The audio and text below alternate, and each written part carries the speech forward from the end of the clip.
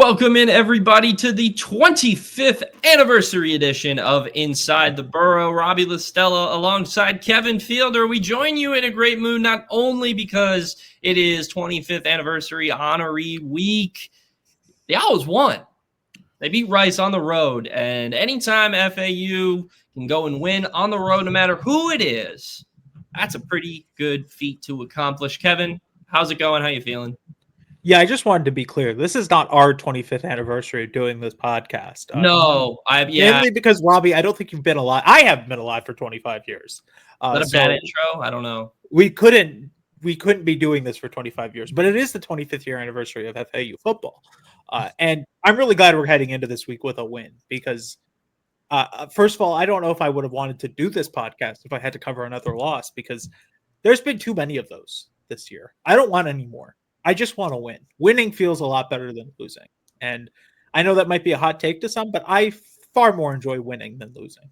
How about it? They got that, against after a week where they had no run defense. They go in and stop the option.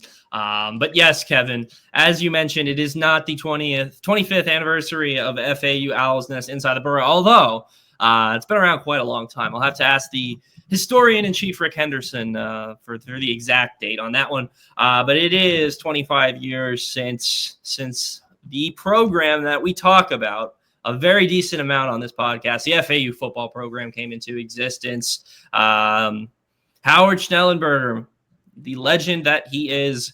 Rick was telling me, I'm sure everyone knows this, but Rick was telling me the story, so I have to give him credit. But he wasn't necessarily just brought in right away to be the head coach. He was, brought in to be kind of an advisor for the program. And I don't know necessarily how it came to be, but from what I've heard about Coach Schnellenberger, I feel like you give a legend like that an opportunity to build something in his way that he wants to do. I don't think he's turning that down.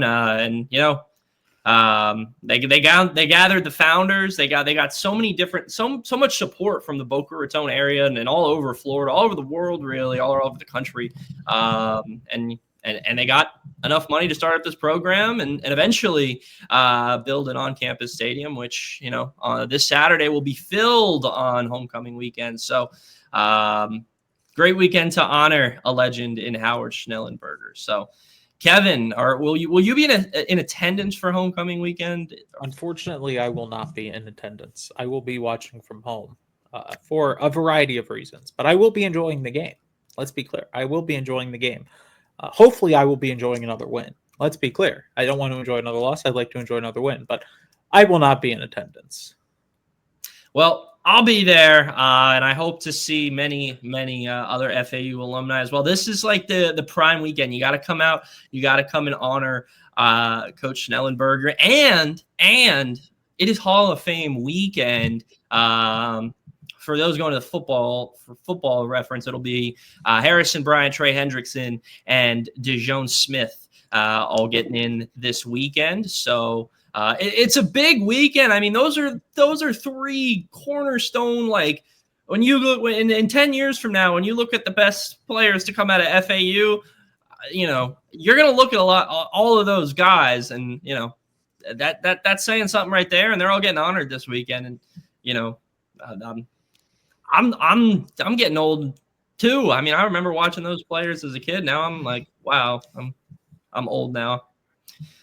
But that's you guys. That's another reason why you guys got to come out this weekend. If you weren't planning on it, it's a great weekend to honor some good players and the best coach, the founder of the Florida Atlantic football program. So come out this weekend. That's my spiel a little bit about why I think it's important. It's important to come to every game, but this is the one. Like how the community rallied around the school and built a football program.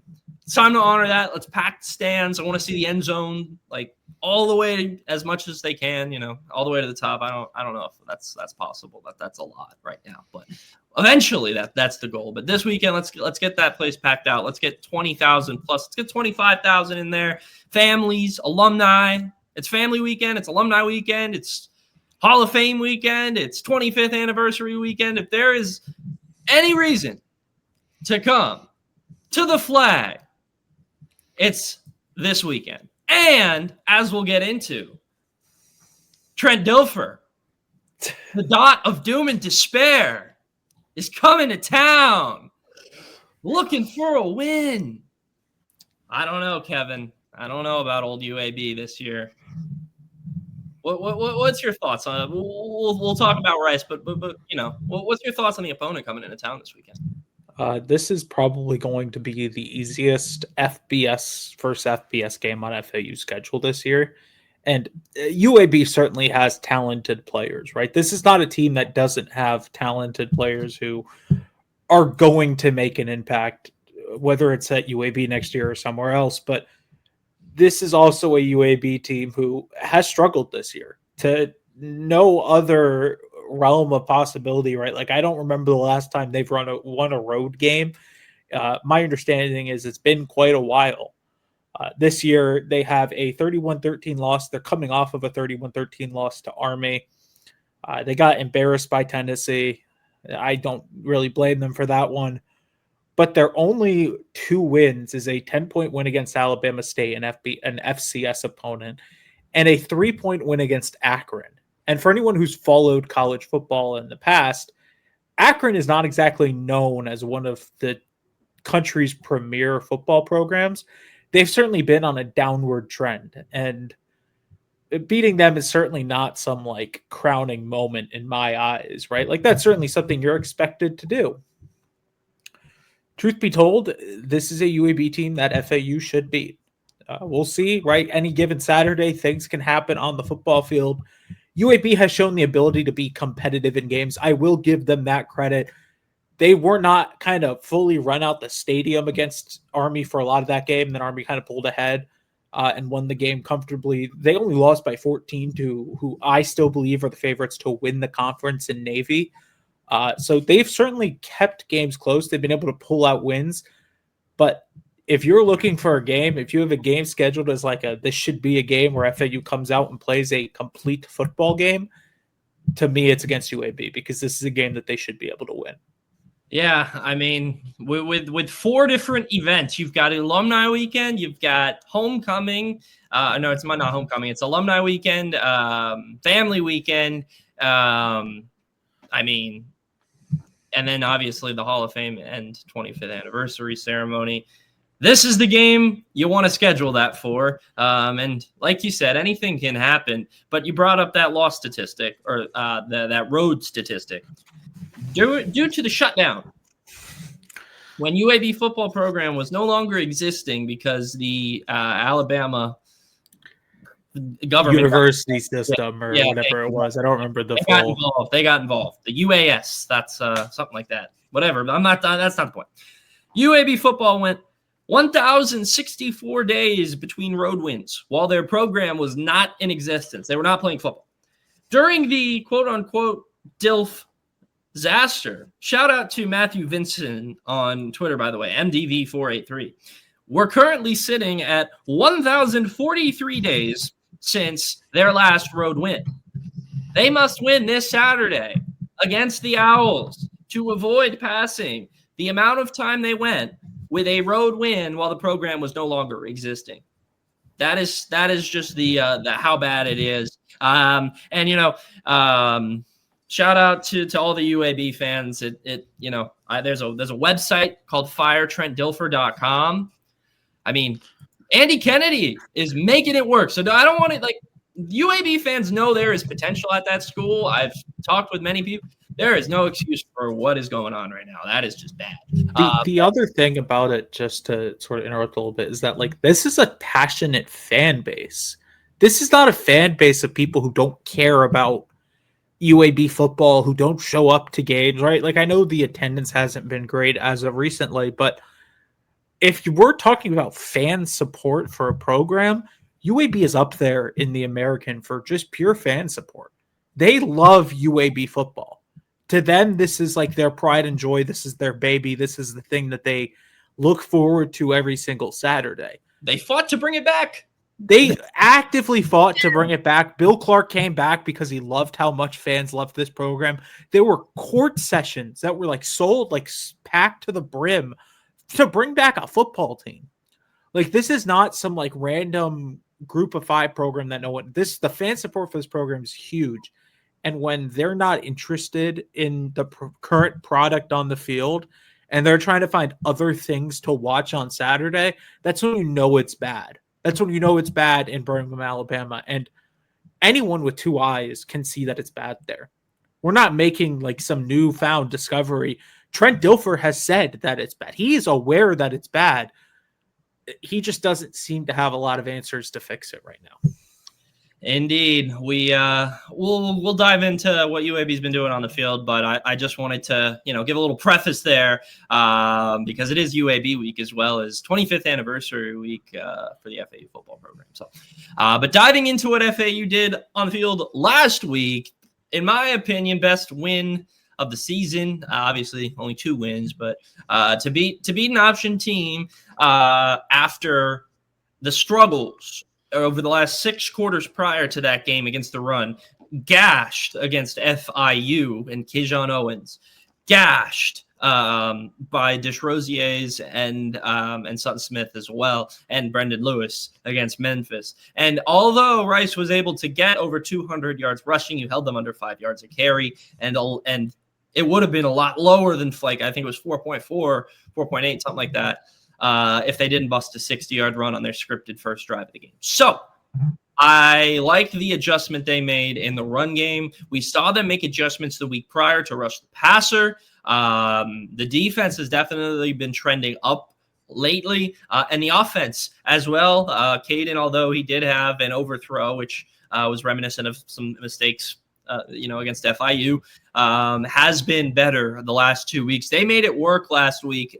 They beat Rice with Xavier Terrell got 20 carries for 69 yards. They were without their lead back in that game, and they still made it work. They got a must-win first down to clinch the game with Caden Veltkamp running the ball. So credit to Kitley for scheming things up to get things going in the run game without Terrell. And the pass game has definitely improved. And I think last week what was most surprising to me against a Rice front, which has been good, this season, the offensive line put up their best performance of the season against Rice. So I thought that was huge. Jacavian Onar stepped back in after an injury, which was huge. And Scarlett Jean going back to left guard doing Scarlett Jean things. That left side of the line, when they needed yards late, that's where Terrell found success. Caden was able to follow them. So credit them and credit the defense for, they made a whole hype video prior to that game about their eyes, about this game is going to be a testimony to discipline, was something Najon Barber, the lead run stuffer for this defense, said in the pre-week press conference. And credit to them, they did that. But, UAB is going to bring a different attack. We talked a lot of negative there about UAB, but to their credit, their passing attack is high octane, and that's going to be a complete 360 to what the FAU faced this week or last week against Rice. So, Kevin, what did you like on the field against Rice last week for the Owls? I think they did a better job on late downs of just creating solid, easy plays for Caden Veltkamp. And it wasn't as much. I felt like earlier on they were kind of trying to force things when they got to 3rd and long, 3rd and medium, where they could certainly make plays, but it wasn't the easiest plays for Veltkamp to make. It wasn't the easiest plays to run or to try and execute. It appeared, and I can't confirm this or anything, but it looked a little bit more simplified. It looked like there was an emphasis on just trying to get the ball into playmakers' hands, trying to get them to make plays, trying to ask, instead of asking Caden Veltkamp to be a hero, they asked him to just be a point guard. And to his credit, I think this was the best game he played this year. He did a lot of good things on the field in terms of just being able to move the offense, orchestrate the offense. It helps when Michael Kirsch is playing the greatest game of his career. Credit to him for having a terrific game. It helps that the offensive line is playing well. My biggest issue still remains the running game. I don't think they have a consistent running game yet. You mentioned Xavier Terrell having 69, under 70 yards on 20 carries. It's not an effective attack. It's not an attack that you can look towards to be a consistent threat.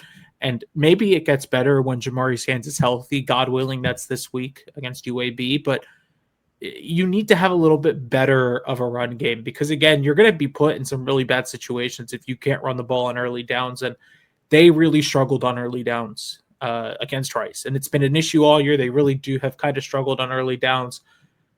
I think that their defense, though, was the sort of crowning moment of this game for me, because they really locked in after that first 60-yard touchdown where I think they lost contain. They had just some poor gap discipline. But immediately after that play, I didn't see a lot of other explosive plays. And they did a really good job of something that we had talked about, right, of trying to get Rice into those situations where they're not comfortable. The 3rd and longs, 3rd and 5s, 3rd and 6s forced them to have to make a play. And they did that a lot. And when they got to those situations, they didn't give up. They didn't let up. We got to 3rd and 5, but then we allowed 4 yards, and now it's 4th and 1 again. They got to 3rd and 5, they allowed a yard, now it's 4th and 4, and now you're forcing the offense to make a decision. That was a far complete performance. I will not say it was a perfect performance. If I was grading this on a scale, I would still lean towards like B-, C+. I don't think this was a game where like they checked every single box, but to some degree, man, it's good to just talk about a win. It's good to just talk about a win. It's good to see a win on the scoreboard. It's good to see FAU have more points than another team at the final, on the final on an ESPN box score. They've had a lot of that this year. And so to have one of those, just to be able to build upon it, right? This, I think, was a perfect building block game. Now you get to go to play UAB at home. You get another chance to get a building block. The schedule certainly won't get easier after UAB, but if you can carry some momentum, have 3 wins heading into that tough stretch, I feel a lot more comfortable about FAU being able to steal some wins, to keep games close, to fight towards 6 wins, which to me is still the goal. And if you could do that after the start of the year that you had, credit to everyone involved, because that's an impressive turnaround. Yeah, I think we saw really for the first time Kitley kind of change his game plan a little bit. He said he would do this, but we've seen aggressive, foot on the pedal, 110,000% the whole season so far. But this game, and this is no dig that, you sometimes have to change your game plan a little bit. And they were punting a little bit more. We saw them take field goals a little bit more, and I think Kitley trusting his defense for the first time, really, it's not that he trusted them for the first time. He had a reason to. They were performing at an ability where he could say, you know what? It's 3rd and 13. I don't need to have Caden try to make a contested throw down the sidelines.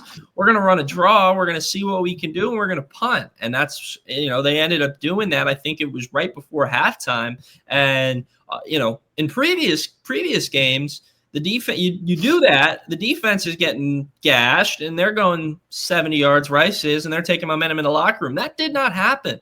And so, credit to the staff for kind of, figuring out the right kind of approach for this game, for that game. And, they're going to have to do a similar thing against Navy, who, their option game is going to be much more well-polished. We saw a couple mistakes from Rice. And, although they look good for a year 1 option team, Navy's going to be a different animal. You're going to see things that will test your eyes a lot more. It's going to be you think it's QB power, and he's dropping back for an RPO touchdown. So I'm glad they were able to make that a choice. If this week was a struggle, even if they were able to beat UAB and somehow make things close with USF, I would not feel any type of good if they got gashed significantly against Rice, against Navy. At least they were able to adjust and do things to stop Rice. Navy is a different animal, and I don't know yet, but I'm more intrigued than I was a week ago for sure. Robbie, you mentioned something that I thought was interesting, and that's that you thought they were a little less aggressive. And I don't necessarily disagree, but I still think that they were aggressive in the right spots, which to me is the most important thing. I don't care if you get to 4th and 5 and you go for it because the numbers tell you to go for it. I think there just has to be a justification there. And still, I think their biggest play of the night was a 4th and 1 where Veldkamp connected with Kirsch for, I believe, a 40-yard gain in the 4th quarter. And they didn't end up scoring a touchdown on that drive. I think they may have only gotten 3. Yep. I don't quite remember, right? But that's a field goal that makes the game a 13-point game instead of it being a 10-point game. And if they punt the ball there, because I think some people, they equate 4th down to punt or 4th down to field goal, right? The new era, the new mode, the new genius thing that a lot of coaches are doing, and you see it in the NFL a lot more with Dan Campbell, Sean McVay's huge on this. Kevin O'Connell in Minnesota, they're all really aggressive on 4th down because their mindset, right, is that, man, if we don't get the 4th and 5, we're still putting a lot of stress on the defense or on the offense to make a play. The win probability doesn't change that much. I know people want to see punts because the 4th down play doesn't work. I haven't had a lot of issues with their aggressiveness because I would rather you be aggressive and trust your offense, trust the quarterback that you went out and handpicked to be the quarterback for your system, than trust your punter to make a play, right? Then trust your defense to make a play. So I have no issues with it. Maybe they don't need to do it as much in like their own territory when they're trying like early on in games, but like late on in games, right? Like I think that they were the perfect amount of aggressive. They weren't trying to be right. I think like 2 of their biggest plays happened on 3rd down for me, 3rd and 4th down. It was the Michael Kirsch play, and then it was a Veldkamp pass to Wasim for like 45 yards or something on 3rd and 9. That was 4th and 4 too. Like they got aggressive, and I that's why I don't care if you get aggressive. It's getting aggressive at the right times. 4th and 5 connecting for a 30-yard touchdown, 40-yard touchdown. If they didn't get that, I know what the answer would have been for a lot of people is, oh my God, why'd you go for it? Why was that your decision? Punt the ball, right? Kick a field goal, right? Whatever the situation is. Truth be told, maybe they don't win the game if they don't get that touchdown. And so it's effectively stealing points down the stretch. Man, that's kind of where FAU is going to have to live because I don't think they're talented enough to keep games close and keep it into dogfights the entire time. They did a good job of being aggressive in this game to try and take advantage of what Rice was giving them, and it worked to their credit. The crazy thing about that Wasim touchdown that Ken saw and pointed out is that the reason it was a bomb specifically is because Caden thought he had a free play. He did not. They didn't call offsides. He believed that somebody was in the neutral zone, and that's why it was a deep bomb on that play, and it worked out. But I don't know necessarily had there was not been a guy in the neutral zone, they would have gone to that deep ball. They still may have, but that's just that's how it worked out, and it did work out. So credit to them for making adjustments this week. And you can't get too comfortable though, because as I mentioned,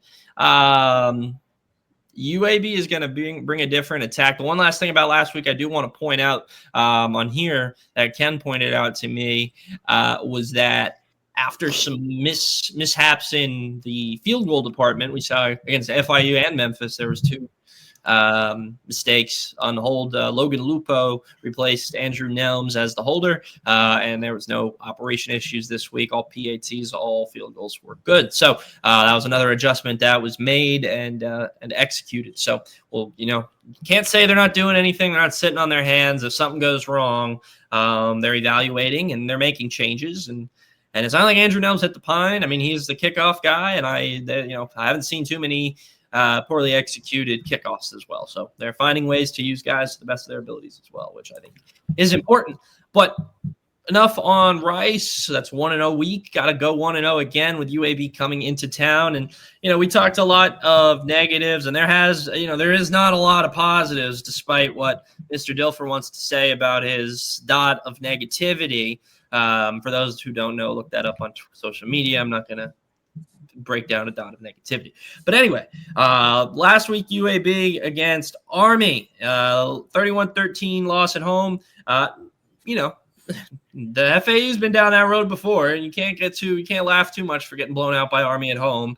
But Army did what Army does. They rushed for 247 yards and 4 scores on the ground. However, UAB did hold them to only 4 yards a carry, but their offense all year, has been inconsistent. And with Army controlling that game on the ground, albeit not the most consistent effort from them, UAB's offense wasn't able to get into form. They have been able to put up, a decent amount of points this season, but their only win of the year, 31-28 over Akron. When their offense is humming as it was in that game, they're gonna throw it a lot. Jalen Kitna, 44 attempts in that one, 341 and 2 scores, no interceptions in their only win of the year. Or they beat Alabama State, so they're only FBS win of the year.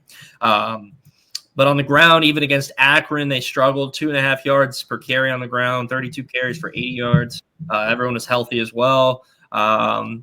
you look at, I mean, they have that's a tough schedule for Dilfer. I mean, you got your win week 1, then you got to go play option team in Navy. They keep it within 2 scores for whatever that's worth. They still lose. They struggled on the ground, 92 yards, under 4 yards a carry in that one against Army last week. They got their best rushing performance against Army last week. So, their offense has been very inconsistent. They've struggled in the run most weeks. Last week they get a solid performance, but their passing game was and they couldn't win the time of possession against Army. And then their defense is the real issue this season. Alabama State put up 42 on them in week 1, and for whatever that's worth, it's week 1, whatever. Still not ideal if you're UAB. Then Navy puts up 38 on you. Akron puts up 28 on you. Tennessee puts up 56. Could have been worse. And then Army puts up 31. So their defense has been bad. This is a game where Zach Kitley can really kind of flex his muscles a little bit and show what his offense can do against an FBS team with a defense that is questionable. Most of their talent is on offense. Iverson Hooks is a talented receiver who shouldn't, is their best player far and away. So yeah, I mean, at least at receiver. So the talent for them is on offense. The defense has been questionable. And, as long as, mistakes aren't made and you start turning it over, this is a game that is winnable for FAU. Obviously, no game is easy, especially right now in this current rebuilding stage of the program. But still, this is one where you look at it and you're kind of like, all right, get the win. And then all of a sudden, like you mentioned earlier, it turns into some serious momentum that you can turn into something. What's your thoughts on UAB?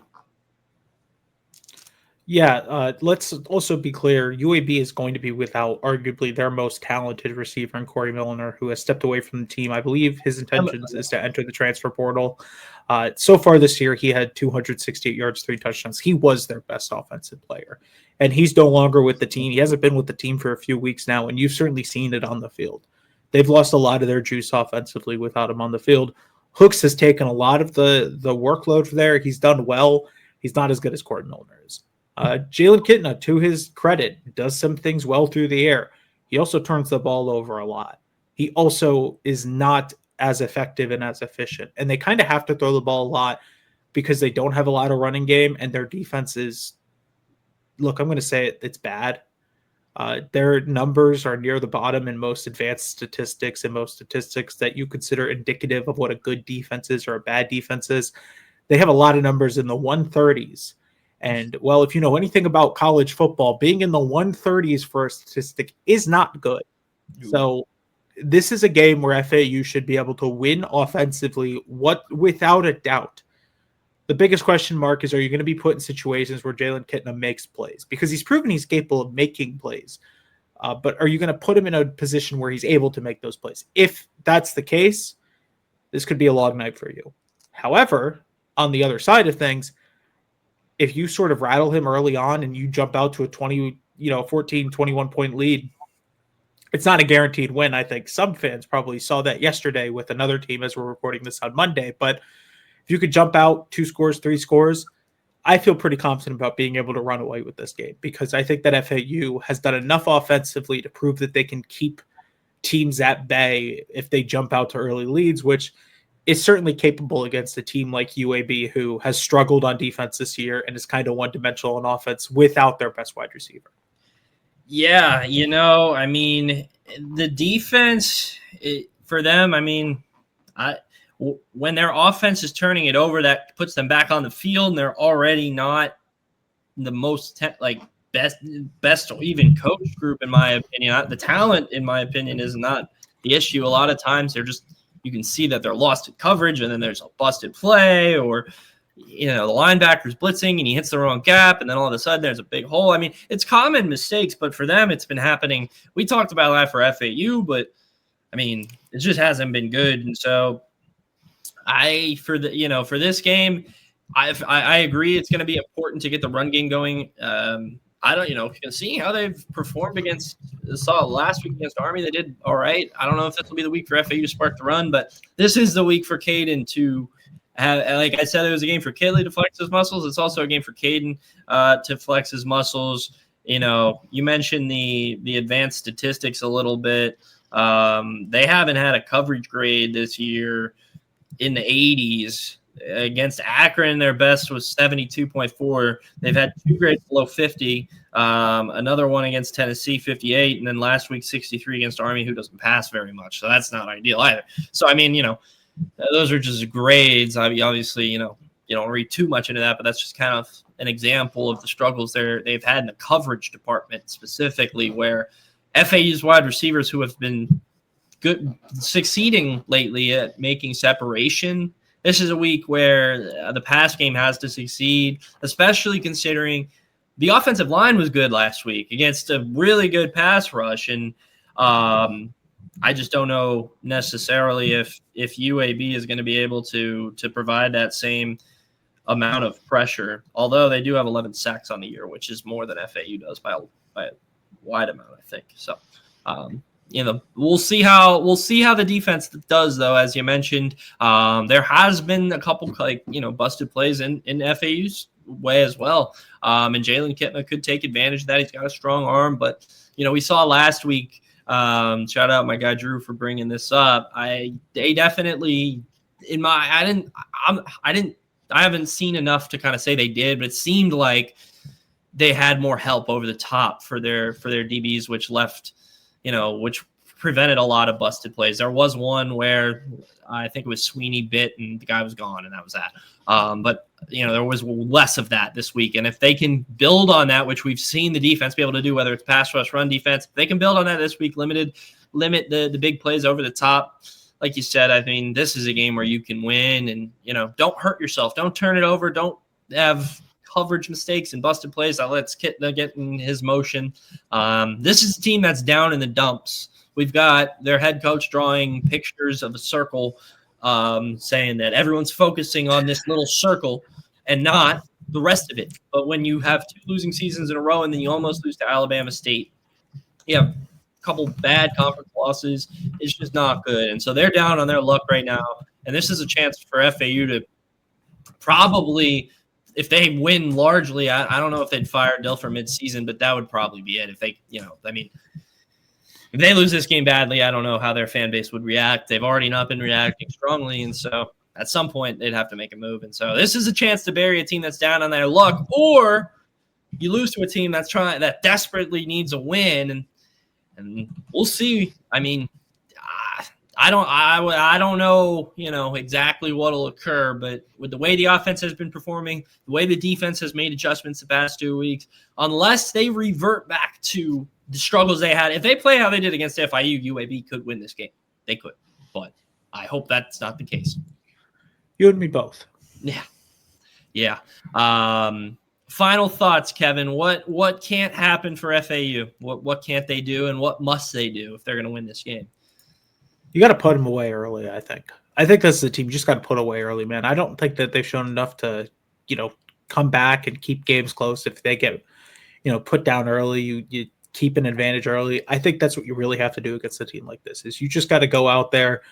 You got to set the tone from the beginning of the game. This is a game that you can win early. You could put them away early if you just play your offense, play your game to the pace that you've been capable of playing your game at.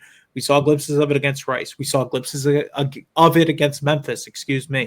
That's the biggest thing to me, is if you kind of keep them around, you keep them, within a puncher's chance of winning this game, you don't know what happens. It's still football ultimately. And I know we talked about how bad the team is or how much they've struggled. This is still a football team. Still 100 whatever guys who want to win a football game, even if they haven't won a lot of them recently. And so you can't give them an inch and expect them to not take a mile.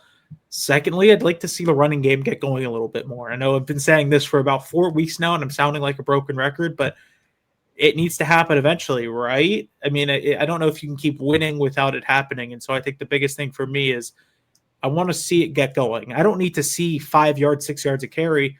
I just want to see some explosive plays to generate through the ground game so that teams have to account for it a little bit more. I think that opens up a lot more if they're able to do that. That's the biggest thing for me, is as long as I think you get that and you stay on schedule, you can win this game. You can win this game fairly comfortably with it being a home game, right? And I think that's the biggest thing, is just finding ways to stay on schedule, put them away early, and then, just try and generate some explosives on offense. Hopefully get a couple turnovers as well. I think I would like that as well, but I don't think you really necessarily need the turnovers in this game. You might get them. I think it's 9 interceptions for Jalen Kitna this season. Let's see. Yeah. 4 interceptions. My bad. Not 9. Not that bad. 9 touchdowns. But still, chance he does throw you some of those turnovers, which we've seen from him in his career, not just this season. So there is a chance there. But anything can happen. Can't have a reversion back to the FIU and Maryland and death quarter that you saw there in those games. Can't have the death quarter. Death quarter was not seen on the road at Rice. I don't know where the death quarter is. I never want to see it again. It's gone. We lost it. It's like the plague, and you got rid of the plague. Never have it again. This is probably going to be a good crowd. I really hope it is. I already rambled on at the beginning. I'm not going to do that again, but good crowd, potentially get a big win in front of a big crowd. All of a sudden, you're at least the fans should react positively. If I'm sorry if you're still lingering on the FIU loss, if FAU wins 2 conference games in a row. If you're still lingering on that, I don't know what to tell you. But if it's this team's 3-3, I hope everyone's starting to buy in a little bit and give this team some backing and some push going into what's going to be a tough stretch. I don't know what's going to go down here down this stretch. They could get to 6 wins. They could finish with 4. I don't know. But what won't help is if they're 3-3 and everyone's still, you guys lost to FIU and you suck. So big crowd this weekend. If they perform well, it's a chance for everyone to kind of buy in a little bit. I think this is a big game. Although people are just looking at it potentially as UAB, it is a big game that can turn the tides and potentially, give you enough momentum to get to 6 wins. I don't know if that'll happen. You're playing some talented teams. You got Tulane, USF, a Navy team that's going to want to make a statement down the stretch, an ECU team that's always pesky with a high-powered offense to close out the season. So don't want to get ahead of ourselves here, but this week in itself is a big one. It can really turn the ship. Last week was a step in the right direction. This week, you can hammer an opponent that has been bad. If you can do that, that's a good sign. Then you got to do it against a good team, one of the best teams, potentially a power college football playoff contender in USF. So a lot of opportunity there, but you got to capitalize this week first. Can't make mistakes. We'll see what happens. I hope to see all of you viewers of Inside the Burrow, all the supporters of FAU Owl's Nest. We appreciate your digital support. However, I think we'll all make an exclusion if we don't have any likes on our content this weekend. If you're in the stands, if you're at home, I better see likes, retweets, the whole 9. But if you're in the stands, I expect to see a nice attendance this weekend. So everyone go out and support. And thank you, as always, for supporting Inside the Burrow, FAU Owl's Nest. For Kevin Fielder, I'm Robbie Lastella. Shout out to the historian, Rick Henderson, as always, our producer in chief. We'll see you next week. In what kind of mood? We shall see.